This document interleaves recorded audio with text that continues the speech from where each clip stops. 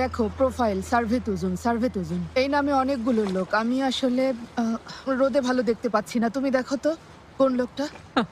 তোমারও তাহলে বয়স বেড়েছে দেখা যাচ্ছে। আচ্ছা হয়েছে, দেখো। আচ্ছা দেখি তো, এই লোকটাই তো মনে হচ্ছে। হ্যাঁ দেখি ও কি ওর মেয়েদের সাথে ছবি দিয়েছে। দেখি। আমার তো দেখে মনে হচ্ছে এরা ওর মেয়ে না, মেয়েগুলো ওর গার্লফ্রেন্ড হতে পারে। কি বলছো? কিভাবে সম্ভব? দেখি তোমার চশমাটা দেখি। হ্যাঁ নাও। এই লম্পটির অবস্থা দেখো, দেখো ও এসব কি করছে লেইলা।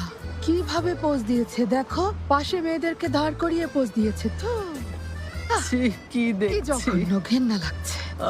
আই, তার মানে একে দিয়ে তো আমাদের কোনো কাজই হবে না ফিরুজে। এই লোক তো এখন তোমার দিকে ভুলেও ফিরে তাকাবে না।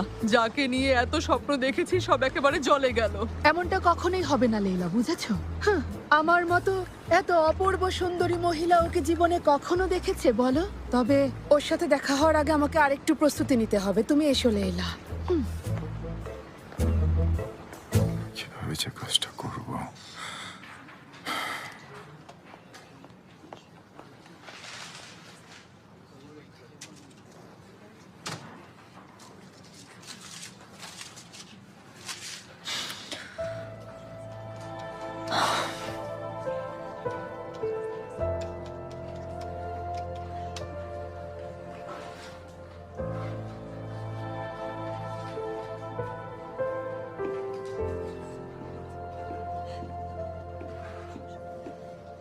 ওটা কি?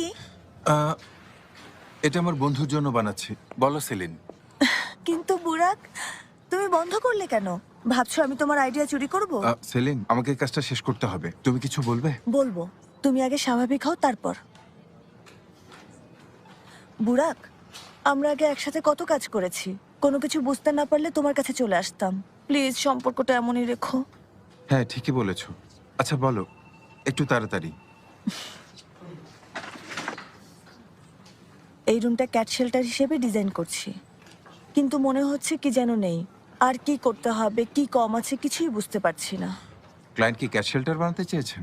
আরে না, বাড়তি আয়ের জন্য মিস্টার দেমির প্ল্যানটা করেছেন। তুমি কখনো এমন কিছু করেছো? না, আমি কেন করতে যাব বলো? সেলিন, আমাদের কাজ ক্লায়েন্টের উপার্জনের ব্যবস্থা করা না। আমাদের কাজ ক্লায়েন্টের টাকা দিয়ে তার কমফোর্টের ব্যবস্থা করা। আমরা এখানে জনসেবা করতে বসিনি, তাই না?